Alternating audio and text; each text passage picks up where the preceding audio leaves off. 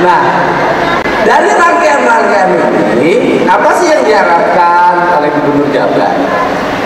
Yang diharapkan oleh Gubernur Jabar adalah setiap warga negara yang tinggal di Jawa Barat, dia adalah orang Jawa Barat.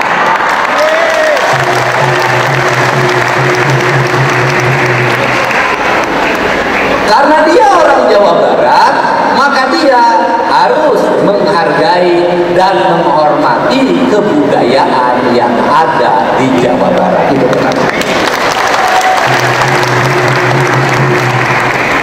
Karena orang Batak yang tinggal di Jawa Barat berbeda agamanya juga menghormati tradisi. Ingat, tradisi yang ada di Jawa Barat, maka orang Jawa Barat itu paling toleran terhadap perbedaan tradisi. Kalau menurut saya tidak ada sebuah komunitas suku yang setoleran orang Sunda. Betul nggak? Orang Sunda itu orang yang paling terbuka. Kenapa? Karena orang Sunda itu relatif begitu plural. Orang Sunda itu relatif tidak begitu mengagung-agungkan kebudayaannya, bahkan cenderung meninggalkan. Ini ciri khas yang harus diperbaiki. Kadang orang Sunda itu di kampungnya sendiri tidak merasa menjadi orang Sunda. Kalau orang Sunda tinggal di perumahan, ada orang Batak, maka orang Sunda yang menyesuaikan dengan gayanya orang Batak, itu orang Sunda. Nah, karena orang Sunda sifatnya defensif, orang yang selalu bertahan, maka cenderung terhegemoni, maka cenderung terdominasi. Kenapa? Karena orang Sunda kelemahannya adalah tidak pernah mau berterus terang kalau ngomong. Sedangkan orang Batak berterus terang. Contoh, ada orang Sunda lagi nonton Persib sama orang Batak yang nonton PSMS zaman dulu lah. Kemudian orang Sunda itu ngomongnya gini, "Bang, tolong bang." Orang Batak bingung, "Bang, tolong bang." "Apa kau ngomong?" "Bang, tolong bang." "Ngomong apa kau?" "Lihat bang." Baru kelihatan kakinya keinjek. Kata orang Batak, "Kau ngomong aja, kakimu tuh keinjek." Orang Sunda nggak bisa ngomong begitu. Karena nggak bisa ngomong begitu orang Sunda, maka saya tumbuh dalam era kepemimpinan digital. Karena saya tumbuh dalam era kepemimpinan digital, saya ini bergaul sejak mahasiswa dengan ragam orang. Saya dididik oleh orang Batak, saya dididik oleh orang Sumatera Barat, saya dididik oleh orang Aceh, saya dididik oleh orang Jawa, saya dididik oleh orang Makassar. Maka saya hafal gaya kultur politik setiap orang. Dan saya tidak menggunakan pola Sunda Priai, tetapi saya menggunakan pola Sunda yang awal, yaitu masyarakat Sunda yang terbuka, ngomong apa adanya. Karena saya mulai mengajarkan ngomong apa adanya yang terbuka, waktu awal banyak orang yang ke saya protes. Kenapa? Itu bukan gaya pemimpin. Saya katakan, itu gaya pemimpin zaman sekarang. Kenapa? Karena filsafat Sunda itu mengajarkan pemimpin itu ngomong sapokna, ngadek sacrekna. Apa itu artinya? Kalau ngomong, omongkan apa yang harus diomongkan. Kalau bertindak, lakukan tindakan apa yang harus kamu lakukan di kanan itu. Dengan 3 prinsip, ini tangan, ini lengan, bisa dikuah. Apa bisa digupaykeun, bisa diusapkeun, bisa digupaykeun, bisa dipeureukeun. Apa itu? Itu tanganmu bisa melakukan apapun berdasarkan kehendak hatimu, tergantung pada situasinya. Itu tangan bisa diuluskan pada kepala setiap orang sebagai tanda kasih sayang dan cinta, tanda pemberian, tanda penghormatan, tanda penghambaan kalau pada Tuhan. Itu. Yang kedua, kalau dielus dia tidak mau, maka dia dipanggil.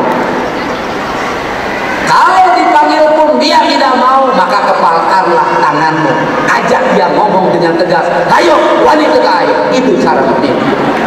Nah, karena ini yang harus jadi metodologi. Kenapa metodologi ini dilakukan? Karena alam Jawa Baratnya sudah bukan lagi hanya orang Sunda. Ada ragam suku di sini dengan gaya yang berbeda-beda. Tetapi dari sekian gaya, sekian cara kepemimpinan, akhirnya saya hanya menemukan satu hal saja. Suara boleh keras, tangan boleh kekar, badan boleh tegap, tapi seluruh manusia Indonesia dari berbagai negara, dari berbagai suku, dari berbagai agama, dari berbagai ras, intinya cuma satu, semuanya dia punya hati yang sama. Selama niat kita baik, didasarkan oleh kebeningan hati dan cinta kasih yang tulus, maka bahasa itu akan ditangkap dan didengar oleh semua orang. Jadi yang tersampaikan saya di pesan-pesan media sosial saya sesungguhnya bukan bahasa orang Sunda, sesungguhnya bukan bahasa orang Medan, sesungguhnya bukan bahasa orang Padang, bukan bahasa orang Palembang, bukan orang Bugis, bukan orang Solo, bukan orang Jogja, bukan orang Betawi, tapi itu adalah bahasa universal, bahasa kemanusiaan. Maka pesan agamanya pun pesan agama universal, di mana setiap agama mengajarkan kepada pemeluknya untuk menebarkan cinta dan kasih sayang. Karena setiap agama menebarkan cinta dan kasih sayang, maka agama cinta adalah agama yang akan hidup di tengah-tengah masyarakat, diterima tanpa membedakan suku. Bahasa cinta itulah yang bisa mempersatukan kita. Apa itu bahasa kemanusiaan yang harus menjadi tema sentral hari ini dalam kehidupan beragama dan berbudaya adalah satu, kita berkomitmen bahwa beragama, berbudaya, berbangsa yang paling utama harus menyelesaikan problem-problem masyarakat yang paling bawah, yaitu orang-orang miskin, anak-anak yatim, orang-orang yang sudah tidak punya kemampuan ekonomi untuk tumbuh dan hidup. Saya yakin semua agama mengajarkan tentang pola keadilan beragama, pola keadilan berbangsa, dan pola keadilan bernegara. Para nabi itu dilahirkan ke dunia, diutus menjadi rasul. Semuanya tugasnya hanya satu, melawan pemimpin yang tidak adil dan melawan orang-orang kaya yang kikir.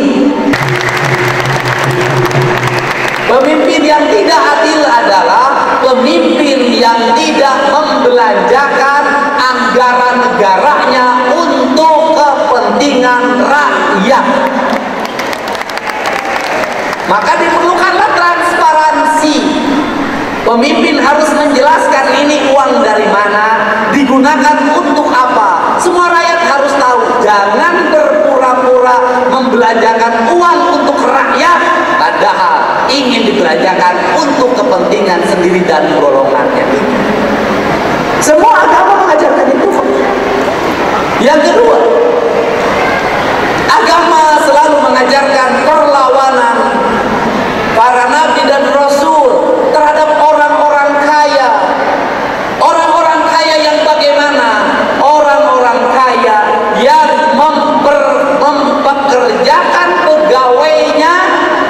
membayar upahnya dengan murah, tidak melindungi kesehatannya, tidak melindungi masa depannya, mendudukan mereka tidak setara dengan dirinya.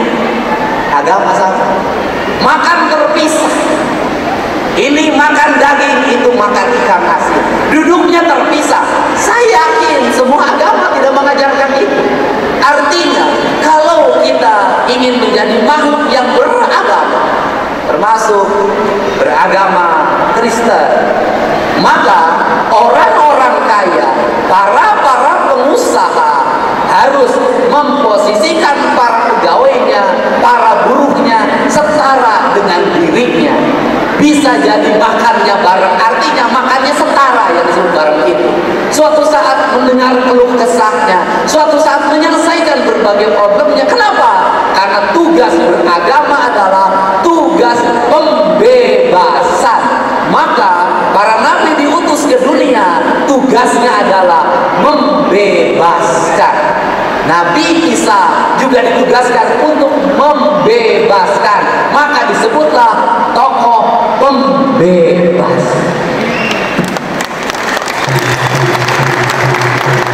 Dan saya paham betul bahwa kalau di Islam membayar zakat, infak, sedekah, itu adalah tujuannya membebaskan orang-orang miskin, membebaskan orang-orang tertindas, membebaskan anak-anak yatim. Di gereja juga mungkin melakukan hal yang sama. Maka gereja, masjid, dan tempat ibadah dalam sepanjang sejarahnya selalu dekat dengan orang-orang miskin. Karena gereja dan masjid tempat mengadunya orang-orang miskin, di mana dia tidak ada tempat lagi mengadu kecuali kepada tokoh-tokoh gereja dan pemimpin-pemimpin majelis serta pemimpin masjid. Kemudian yang terakhir, beragama ketika sudah membebaskan orang-orang miskin dan membuat manusia setara, maka agama akan melahirkan kedamaian. Maka dalam kedamaian itu akan dilahirkan kebahagiaan. Kebahagiaan itu kalau dalam doanya orang Islam itu disebut dengan Rabbana atina fid dunya hasanah wa fil akhirati hasanah wa qina azabannar. Artinya memang hidup ini kalau ingin mencapai puncak kebahagiaan ukhrawi, puncak nanti di alam akhir, surga yang menjadi tujuan kita, maka dari sekarang berlatihlah kita untuk tinggal di surga. Maka jadikanlah rumah itu menjadi surga kita, sehingga rumah menjadi tempat kebahagiaan. Jadikanlah jalan raya itu menjadi surga kita, sehingga jalan rayanya tertib, tidak ada konflik, tidak ada kecelakaan, tidak ada balap-balapan, tidak ada kebisingan. Maka jadikanlah sungai-sungai yang mengalir di halaman rumah kita, yang mengalir di sungai-sungai di samping rumah kita, di belakang rumah kita, jauh di rumah kita, menjadi sungai-sungai seperti ada yang di surga. Sungai yang mengalir dengan jernih tanpa pencemaran, tanpa orang yang bernafsu melakukan kekotoran, tanpa eksploitasi, tanpa nafsu-nafsu jahat yang untuk menghancurkan ekosistem. Maka jadikanlah alam raya di lingkungan kita menjadi alam surga yang tertata dan terawat, yang disebut dengan keharmonian ekosistem. Semua agama pada akhirnya mengajarkan 3 hal. Pertama, mengajarkan manusia harus dekat dengan Tuhan. Dan ciri manusia dekat dengan Tuhan adalah dia dekat dengan sesama manusia. Ciri manusia yang dekat dengan Tuhan, dia tidak merusak alamnya. Dan manusia yang bertauhid, yang bersatu dengan Tuhannya adalah manusia yang bersatu dengan alamnya, yang manusia yang bersatu dengan manusia yang lainnya. Maka hidupnya menjadi satu kesatuan. Yang pada akhirnya hari ini saya, Kang Deddy Mulyadi, adalah bagian yang tak terpisahkan dari saudara-saudaraku di HKBP. Sebagai manusia, sebagai pemimpin, maka saya harus sama, satu nafas, satu jiwa, satu cinta dengan seluruh masyarakatnya, termasuk masyarakat HKBP.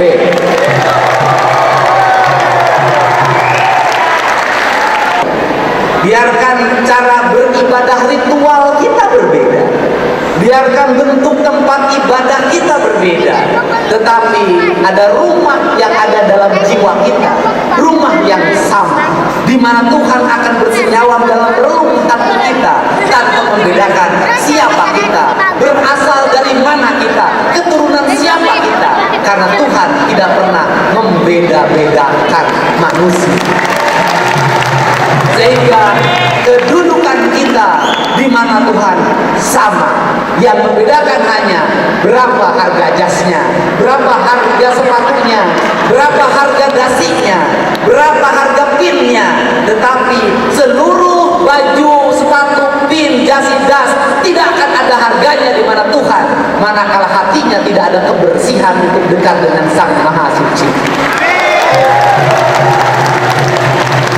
Biarkan ke gereja pakai jas bekas, biarkan ke gereja pakai dasi bekas, biarkan ke gereja pakai sepatu yang sobek, Tuhan tidak akan pernah menilai baju yang kau pakai. Assalamualaikum warahmatullahi wabarakatuh, teman-teman, bapak-bapak, ibu-ibu semuanya dimanapun berada, semoga sehat selalu.